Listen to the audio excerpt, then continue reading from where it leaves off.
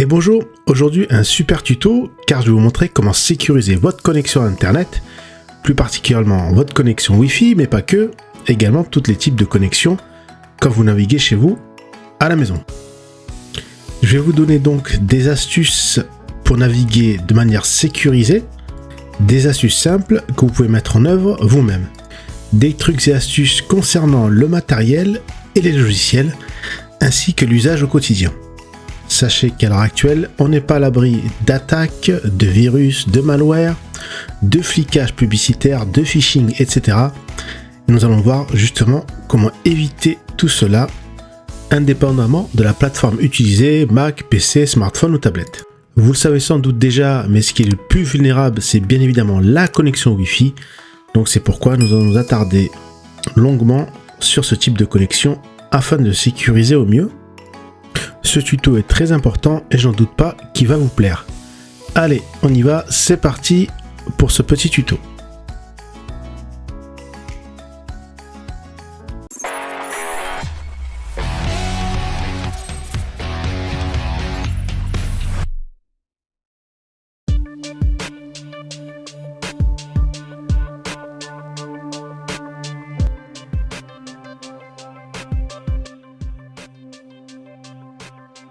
Comme je le disais en intro, on va s'attaquer d'abord à la connexion Wi-Fi. Donc là, chez moi à la maison, j'ai une Livebox, donc je me connecte à l'interface d'administration, tapant son adresse IP 192.168.1.1. Vous faites la même chose chez vous si vous avez une SFR box, une Bouygues box ou une Freebox. Vous tapez l'adresse de votre box et vous rendez dans la section Wi-Fi. Le principe est le même donc pour tous les types de box. Ici sur la Livebox, vous avez le Wi-Fi principal et le Wi-Fi invité. Première astuce, je vous conseille fortement de désactiver le Wi-Fi invité de votre box. Ça sera la première astuce à appliquer. Ensuite, on se rend sur le réseau principal. Ici, mon réseau s'appelle Tug Life par exemple. Et seconde astuce, il faut bien sûr choisir une clé de sécurité compliquée à être hackée. Évitez les mots de passe habituels, 234, password, le nom du chien, etc. Ce que je vous conseille, c'est d'utiliser la phrase de passe, qui est en fait un mot de passe avec un grand nombre de caractères. C'est-à-dire que je vous conseille plutôt d'utiliser une phrase ou un groupe de mots très facile à retenir pour vous, mais paradoxalement très dur à casser pour le hacker. Car il y a un grand nombre de caractères et ce sera plus long à hacker avec la méthode brute force. Un exemple, j'aime les bonbons Haribo, point d'interrogation avec un 0 par exemple, est un très bon mot de passe. Ensuite, dans type de sécurité, je vous conseille fortement de prendre la version la plus haute en type de sécurité, donc WPA2 ou WPA3. Plus vous prenez la protection haute, plus ça sera dur à hacker. Ensuite, dans WPS, je vous conseille de désactiver ce système. Le WPS est un système qui vous permet de connecter à votre box sans entrer de mot de passe, mais juste en appuyant sur un bouton de la box. Certains hackers parviennent parfois à contourner ce type de sécurité. Enfin, cerise sur le gâteau, si vous voulez complètement sécuriser votre connexion, vous pouvez activer le filtrage MAC. Alors qu'est-ce que le filtrage MAC? En fait, vous dites à votre box quels périphériques ont le droit de se connecter. Donc si quelqu'un, même s'il a le mot de passe de connexion Wi-Fi, ne pourra pas se connecter, car il faudra également qu'il soit autorisé de se connecter avec l'adresse MAC qui sera rentrée en dur dans la box. Donc il s'agit d'une seconde protection. Dans cet exemple, je rentre donc mon iPad, mon Galaxy Note et un iMac en dur en rentrant l'adresse MAC et j'enregistre. Si je récapitule, choisissez un mot de passe Wi-Fi compliqué, le type de sécurité, prenez au moins WPA2, désactivez le WPS et si vous voulez, activez le filtrage MAC.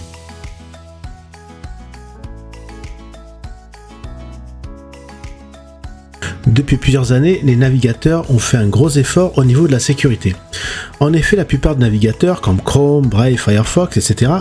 proposent différents modes de connexion. Ici, le navigateur Brave, quand vous faites fichier, nouvelle navigation privée. Cela vous permet donc d'ouvrir une nouvelle fenêtre, symbolisée par des petites lunettes fenêtre privée, qui va donc vous permettre de naviguer de manière anonyme mais localement, non pas au niveau du fournisseur d'accès, car le fournisseur d'accès saura toujours quel site vous allez visiter, mais en local sur votre ordinateur, tous les cookies, les fichiers de cache, etc. ne seront pas conservés. Donc il s'agit d'un premier niveau de protection au niveau local sur votre ordinateur. Ici, Brave propose un autre type de connexion d'un niveau plus fort, c'est la nouvelle fenêtre privée avec Tor. Ici, Brave va faire passer toutes vos requêtes HTTP à travers le réseau Tor pour qu'il les rende anonymes. Il s'agit donc d'un niveau de protection très élevé. Donc en utilisant le réseau Tor, votre adresse IP sera masquée et sera très difficile à votre fournisseur d'accès, par exemple, de deviner quel site vous visitez, mais cela est toujours possible. À donc utiliser sur des sites sensibles ou très commerciaux si vous avez peur de vous faire fliquer et d'attraper des spyware ou des malwares. Mais si vous voulez la protection ultime, vaut mieux utiliser le navigateur Tor carrément. Mais il s'agit d'une très bonne initiative que propose déjà le navigateur Brave et certains autres navigateurs. Enfin, sachez à la base que Brave est très respectueux déjà de la vie privée et il prépare une prochaine version avec carrément un VPN intégré. Une autre manière de se protéger sur Internet, c'est de changer vos serveurs DNS sur votre ordinateur et de ne pas utiliser ceux de votre fournisseur d'accès.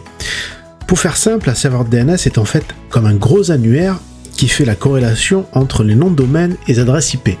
Quand vous tapez par exemple google.com, votre fournisseur d'accès vous fournit en fait l'adresse IP qui est associée à google.com et vous la retourne sur le navigateur pour pouvoir vous connecter. Comme je disais, c'est comme un gros annuaire de correspondance entre les noms de domaine et l'adresse IP. Par défaut, à la maison, on utilise à 90% les serveurs DNS du fournisseur d'accès car ils sont configurés par défaut dans la box, mais sachez qu'il existe d'autres serveurs DNS et qu'on peut utiliser nos propres serveurs DNS. Vous pouvez utiliser les serveurs DNS de Google, de Cisco, de Cloudflare, et d'ailleurs je vous mets en haut un tuto, j'avais fait un super tuto sur les serveurs DNS de Cloudflare, allez le voir, c'est très intéressant et ça sera une bonne continuité justement à ce tuto.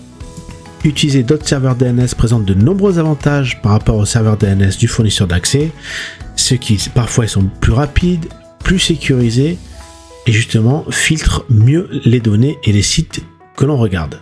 Ici je vous montre le site internet de Cloudflare qui propose 3 types de serveurs DNS justement, un générique qui vous protège de manière convenable, un qui est spécialisé on va dire dans le blocage de malware et de virus, et un autre qui bloque tout, donc les malwares et les virus, ainsi que les sites pour adultes et les sites malveillants.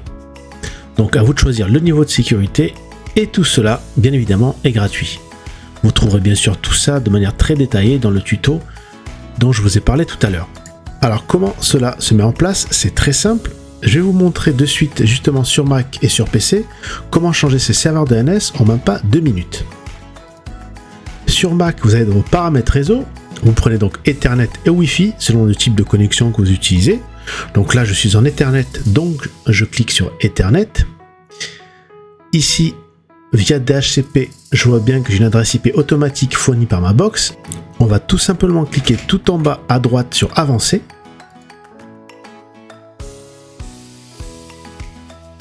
Puis se rendre dans l'onglet DNS, faire le petit plus et tout simplement rentrer les serveurs DNS de Cloudflare, donc soit 1.1.1.1 ou alors 1.1.1.3 pour prendre les serveurs les plus sécurisés, la protection totale, et rentrer 1.0.0.3 pour les serveurs secondaires. Voilà, une fois qu'on a rentré les deux serveurs DNS, le primaire et le secondaire, on valide par OK. Et c'est terminé. Vous avez vu comme c'est très simple sur un Mac en 2 minutes comment changer les serveurs DNS. Sur Windows, c'est quasi la même chose. Je me rends dans les paramètres réseau en cliquant tout en bas à droite sur l'icône qui représente le réseau, soit Wi-Fi, soit câblé. Sur paramètres du réseau, sur modifier les options d'adaptateur.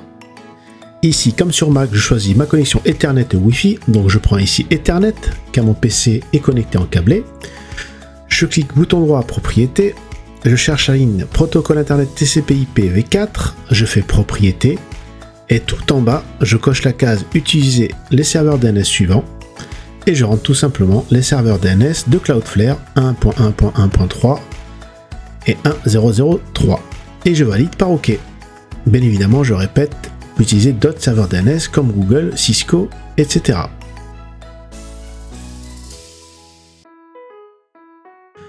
En fait, la meilleure des protections, c'est nous-mêmes, c'est l'être humain. Donc ici, quelques conseils, on va dire, de bon sens. Donc je vais réitérer un premier conseil qui concerne le mot de passe. Choisissez bien sûr un mot de passe assez compliqué. Évitez tous les mots de passe 1, 2, 3, 4, 5, 6, AZERTY, le nom du chien, le nom du chat, etc. Prenez, comme je vous disais tout à l'heure, un mot de passe qu'on appelle phrase de passe, c'est-à-dire une phrase qui sera très très simple à vous à retenir, mais très dure à hacker. Comme par exemple, j'aime le Nutella 90 points d'exclamation avec des majuscules un peu partout, ou alors par exemple I am the king of Las Vegas 75 point d'interrogation. Là aussi c'est très facile à retenir et très dur à hacker. Mélanger les minuscules, les majuscules, les chiffres et les caractères spéciaux, comme ça on aura une robustesse maximale. Utiliser des mots de passe différents, par exemple utiliser un mot de passe différent pour votre adresse email, pour votre compte Facebook ou votre compte Instagram, car si jamais un hacker arrive à trouver le mot de passe de votre email et que si les mots de passe sont les mêmes, il aura accès à tous les services auxquels vous avez souscrit. Donc utilisez également des mots de passe différents en passe-phrase. Deuxième conseil de bon sens, bien évidemment évitez d'ouvrir les mails dont vous ne connaissez pas l'expéditeur. On reçoit toujours plein de mails, plein de spam, donc évitez d'ouvrir les pièces jointes dont vous ne connaissez pas l'expéditeur et fiez-vous à votre instinct. Si vous voyez que le mail est rempli de fautes d'orthographe, est mal fait, avec des images bizarres, etc., tout simplement ne l'ouvrez pas. Fiez-vous à votre instinct et normalement tout devrait bien se passer. Enfin, si on vous confie une clé USB ou un disque dur externe, passez-le avant toute chose au scan antivirus afin de faire un scan rapide et voir s'il n'y a pas un virus qui se loge dedans à votre insu ou à l'insu de votre ami, on ne sait jamais. Car si jamais vous attrapez un virus, un malware, soit par mail ou soit par un disque dur externe ou une clé USB, cela peut fragiliser votre connexion à internet car un malware peut détecter vos mots de passe comme un keylogger par exemple et donc deviner les mots de passe Wi-Fi, etc. et le divulguer un peu à tout le monde. Donc un antivirus ne sera pas superflu si vous aventurez sur des sites farfelus. Ou si jamais vous n'êtes pas à l'aise avec les mails que vous recevez ou les clés USB que l'on vous donne. Mais heureusement que Windows Defender est déjà préinstallé et il devra déjà bien faire l'affaire.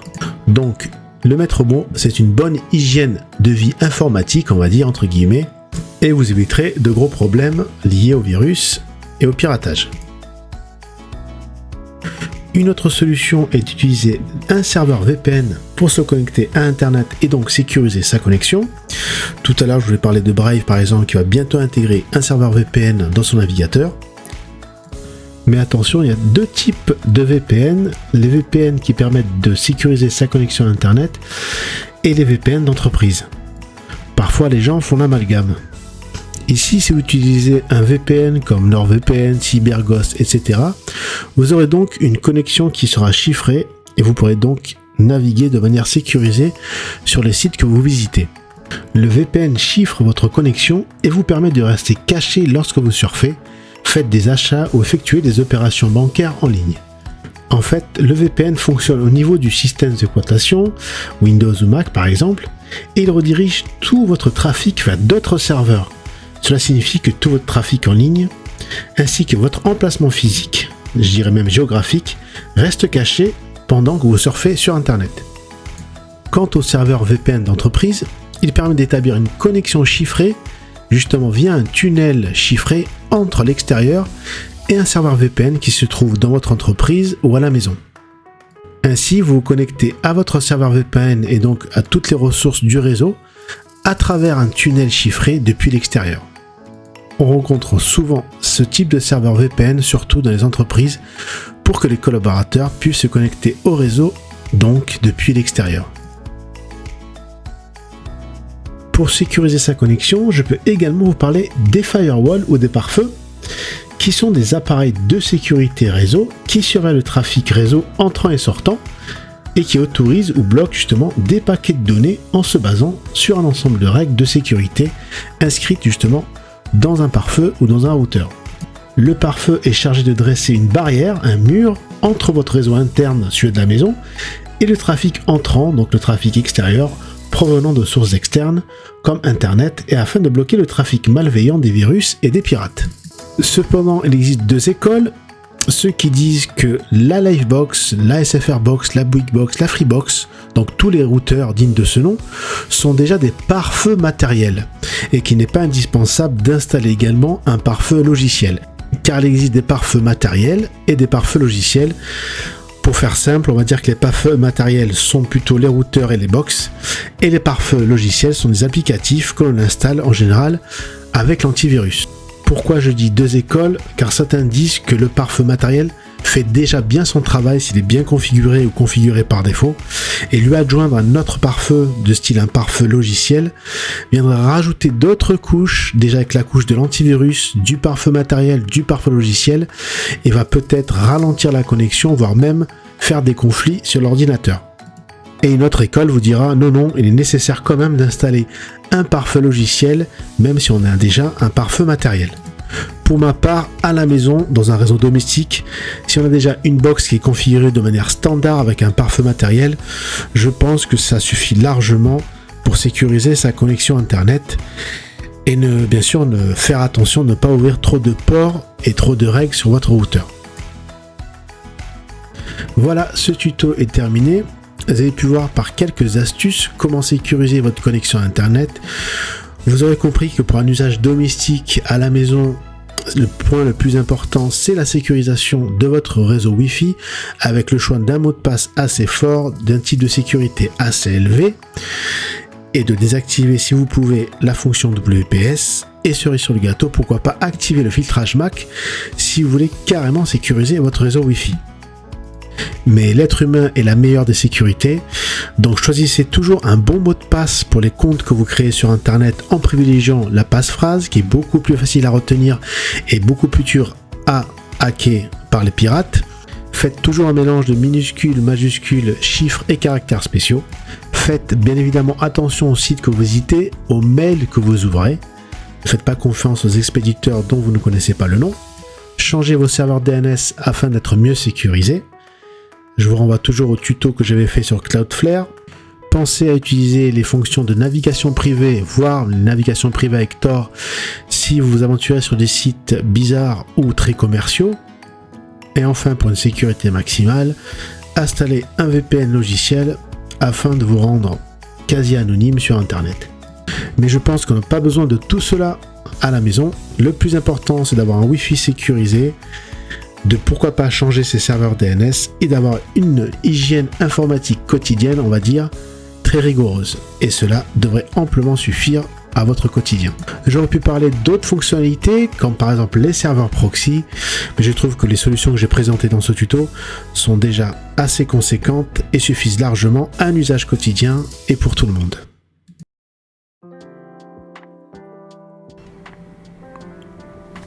N'oubliez pas de laisser un pouce bleu si la vidéo vous a plu, de vous abonner si ce n'est pas encore fait, et d'activer la cloche de notification pour ne rater aucune de mes vidéos. Merci et à bientôt pour une prochaine vidéo.